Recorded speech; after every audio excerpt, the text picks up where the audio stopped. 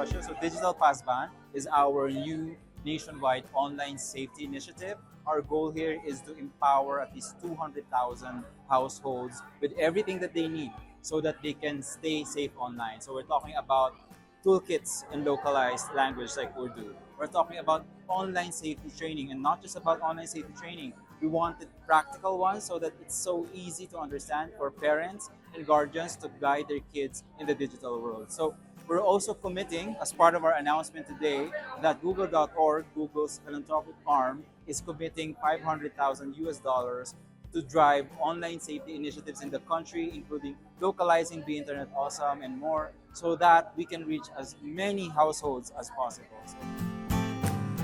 वो उनको बहुत मदद करेगा, क्योंकि इतने पेरेंट्स होते हैं जो अपने बच्चों को अंडरस्टैंड नहीं हो सकते हैं, मगर अब जो डिजिटल पास बान इंट्रोड्यूस किया है वो बच्चों को अंडरस्टैंड कर सकते हैं और उनके साथ बॉन्ड कर सकते हैं।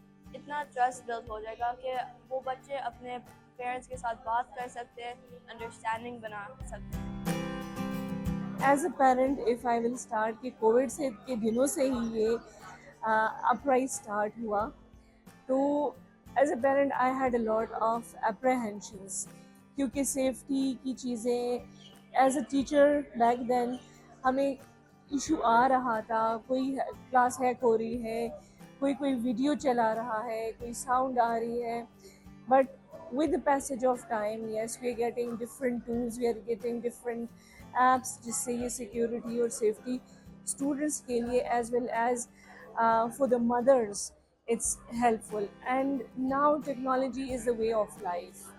We cannot survive with it, so we have to move on with it. And it's not that the technology is bad, it's the use that makes it good or bad.